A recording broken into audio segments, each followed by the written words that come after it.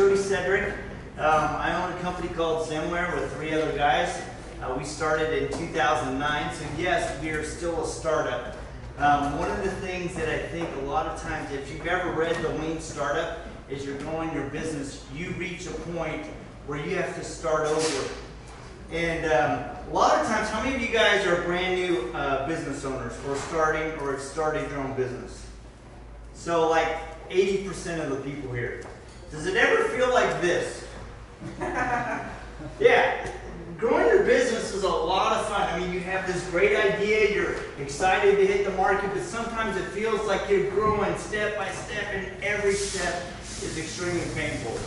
Well, when we started our business in 2009, as I mentioned, there's 4 of us. We started out of our kitchens. The first year we ran out of our kitchens, we met once a week, and we had lunch together. And we strategized over lunch, and we built our dream. And we specifically did not want to go after outside funding.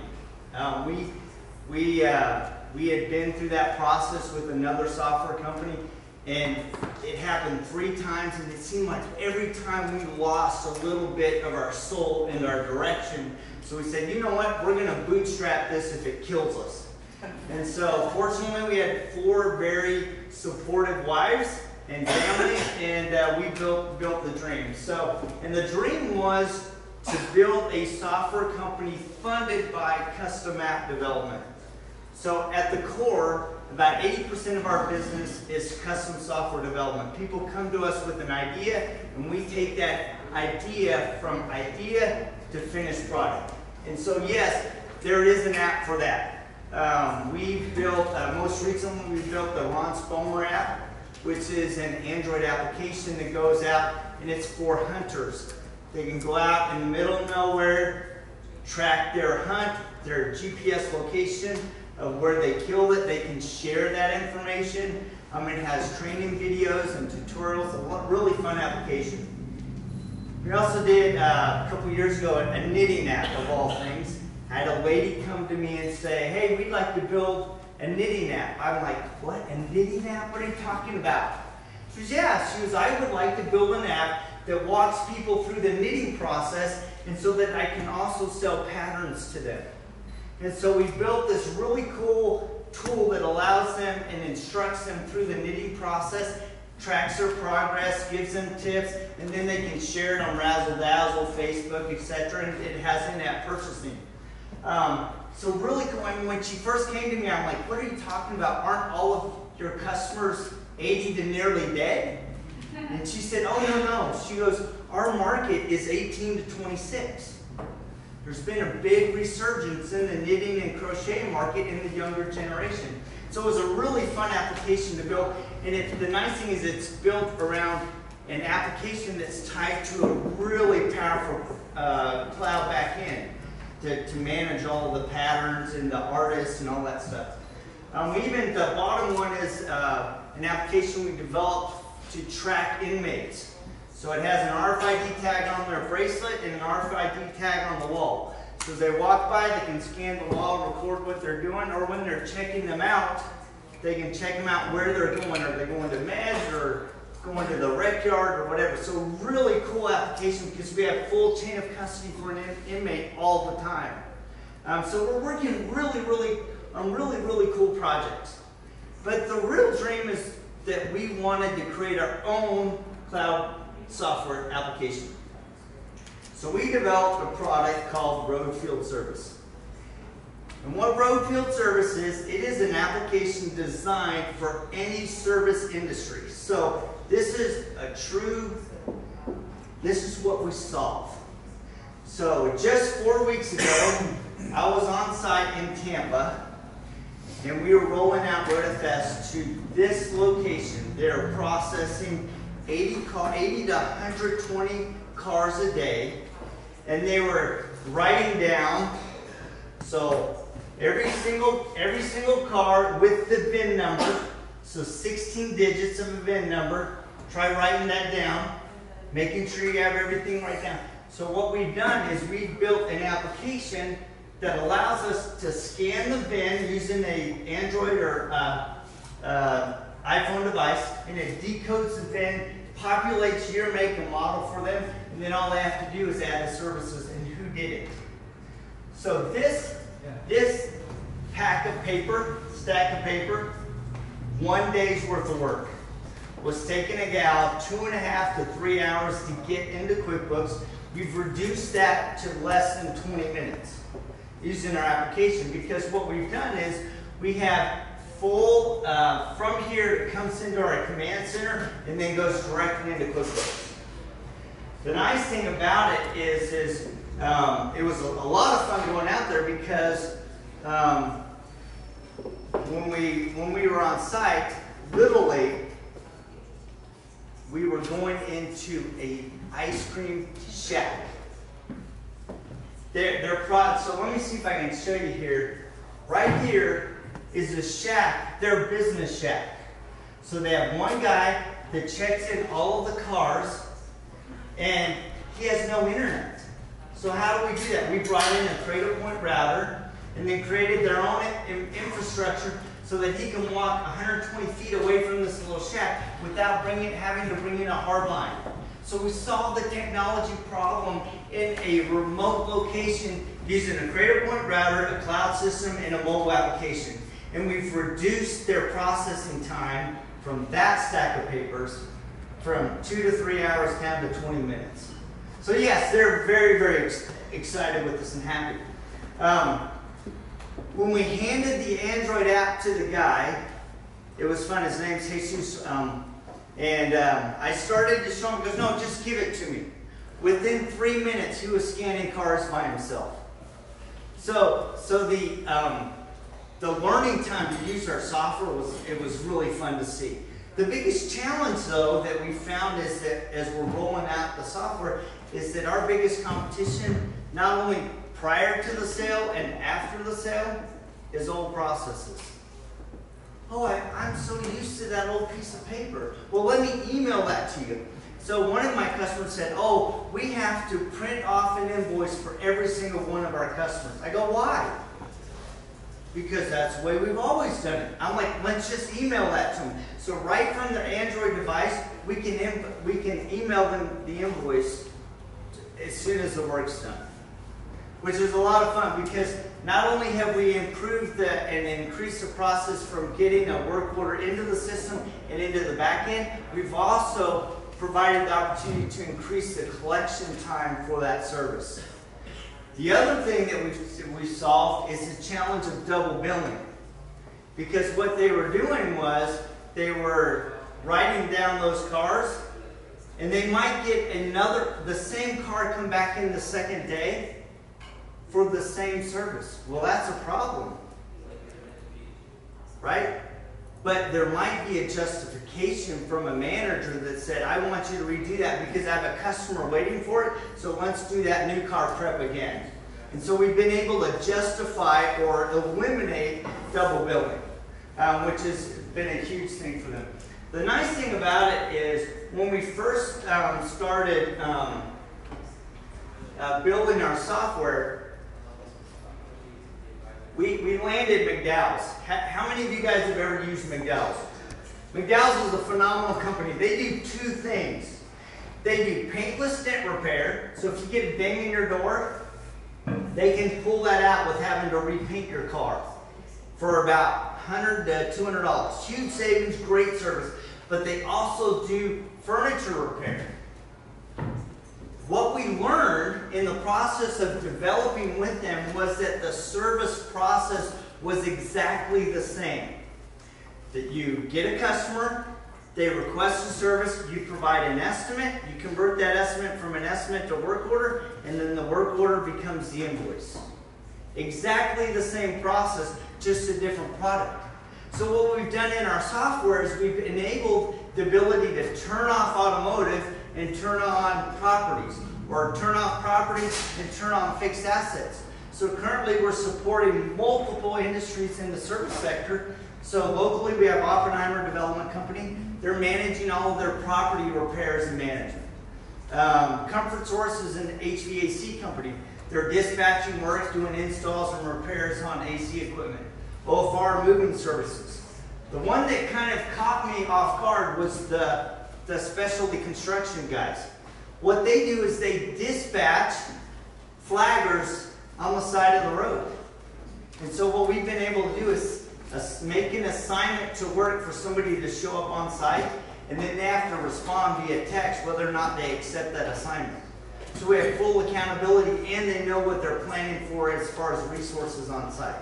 So it's been a really, really fun project to take RoadFS from what we thought was going to be very specific and be able to broaden it out to different service industry sectors because of a local customer's feedback in McDowell's. Because they came to us and said, well, could we apply it in this situation? So it's been a lot of fun to do that. So that's where we are right now. Yes? Time. I am done. I was just going to say, next slide, I am done.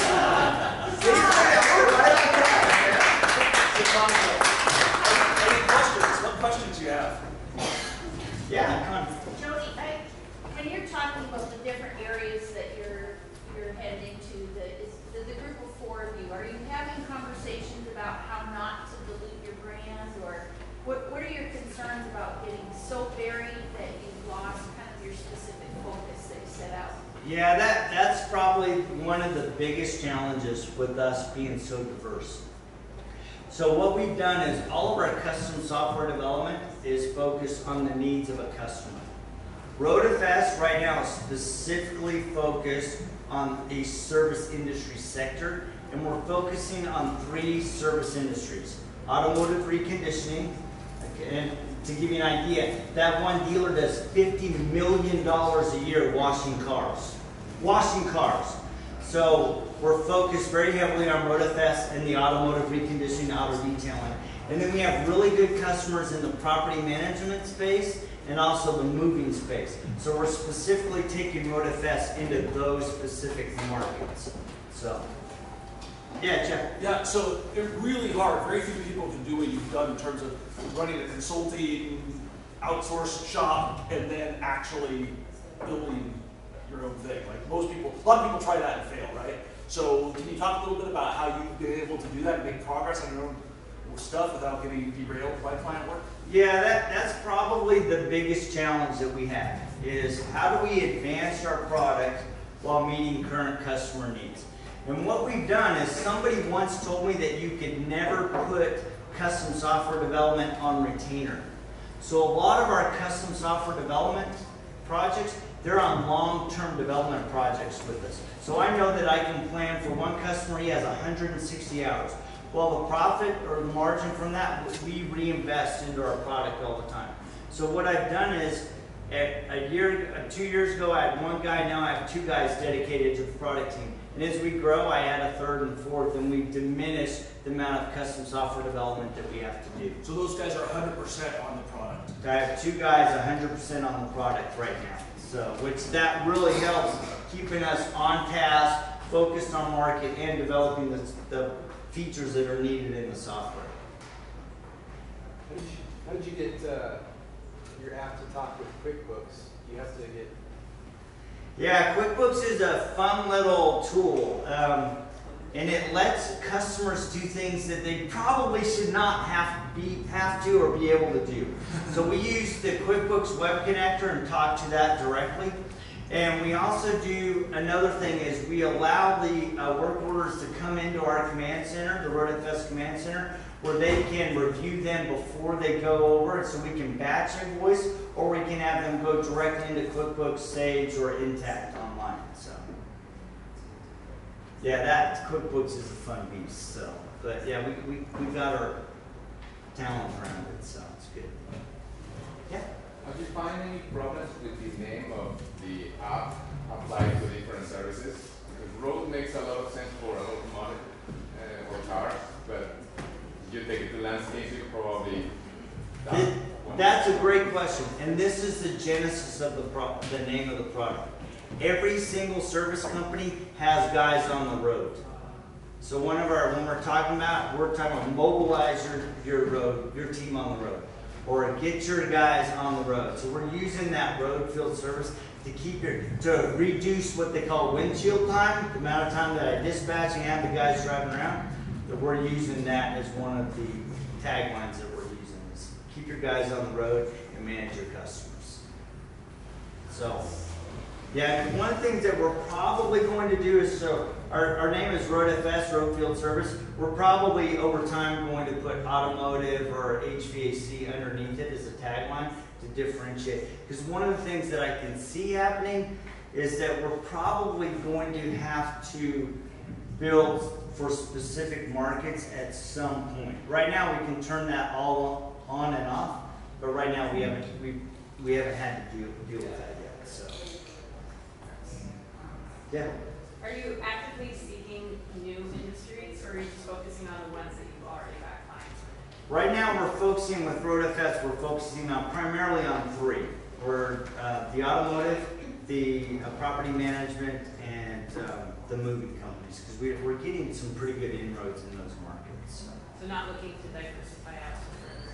I will. I mean, what people are finding us, and how they're finding us is because I do a lot on social media. I talk about service, how we're tackling service problems. I do posts with photos of what people are doing. In fact, I'm going to go to Oppenheimer Development and take some pictures of their guys doing some property management type stuff. So I try to show how we're solving a problem and how the software is being implemented versus talking about the features of what it does. Because if I'm showing how I'm solving a problem, then the light goes on. So how did you find Jesus Actually, that's a good question, and it was a question Jeff asked is how are people discovering me? In the automotive, so two ways. One, all of our social media efforts. I don't spend very much money on marketing. Most of it is social media. Blog, Twitter, Instagram, LinkedIn. That is where the majority of my business comes from. It also comes from, in the automotive space, from one customer. So we developed a mobile ERP system for a large company on the East Coast that everybody has their target on them because they want to be them. And on the bottom of their site, it says powered by Zenware. So everybody that goes to their site says, hey, I know you do work for that company. Can you develop something for us? And so we go, well, we're not going to develop, but we have this great product, Road Field Service, that we can implement for your business. So, Jenny? Yeah, Jody, talk to me a little bit about your team. So you started with 4 people, and you have talked about, you really dug into social media, and that's how you really promoted the company. When you have 4 founders at the table, how do you go about delegating? Who's going to focus on what areas? How did you create that cohesiveness within that group? Yeah, that's a continuing evolution, but it's also one thing that in the first year that we were in business, we got invited to participate in Zions Bank's master program. And one of the things that they emphasize, and I strongly emphasize this with you, is that if you have multiple partners, you have to create clearly defined roles for each person. So Dave is the CTO. I don't talk to him about the technology. I don't care what the technology is. Just build the app, right? Rod is over operations and HR and helps me a little bit on the business stuff. But I don't do anything. I don't read the contracts. Rod reads the contracts. That guy's anal retentive enough, and he acts as a CFO. He has got his thumb on our budget. I mean, the guy's so tight he squeaks when he stands. And then Spencer is a coder at heart. I mean, Spencer is very quiet, so he's down in the trenches coding with the guys, helping the guys make sure that they're developing along the right lines. And when Spencer speaks, we listen because we know that he's thought about it a long time and it has a lot of value. And I'm the guy out doing the dance and the show and all that stuff. So, but you really have to. And it's hard because when you're an owner, you want to have your input on everything. And sometimes we have to remind each other, you know what? That's your role over there. This is mine. Give me your input, but this is why I'm doing things. And you have to have the respect and trust in each other that can be done. Yeah. Yeah. How big is your company now? How many people do you have? There's 13 of us. So there are 4 owners. 2 of them are heavily involved in the code and the product, and then myself, Rod, and we have 1 sales guy, and everybody else is technical. So we decided to invest in the product team and the programmers more than marketing and sales. That's coming. That's actually the end of 2016. One of my goals is I want to hire a senior level business development guy, VP level guy that can go nationally with us and go after franchises with RotaFest. And then I'm also, right now I'm really trying to find a good iOS guy. We have 2, but I'd like to have a 3rd. So we're doing that balance. Yeah, Jeff. How else can the community help you? You know, 2 things. If there are any service companies that you know that are struggling with their invoicing and paperwork, we are the solution. So, and I'm glad to go down and show them our software. The other thing is, I am continually, I'm in the slow hunt for a national sales guy. I'm not sure when I'm going to pull that trigger, but I need someone like me that can go out and talk to C-level folks, VP level folks, and is comfortable doing that. So that's kind of the end of 2016, but for the immediate, anybody in the field service community, one of our customers calls them schmucks in trucks. So anybody in a service van that's doing service, that is a potential client. So if you know those business owners, those are perfect for us. So.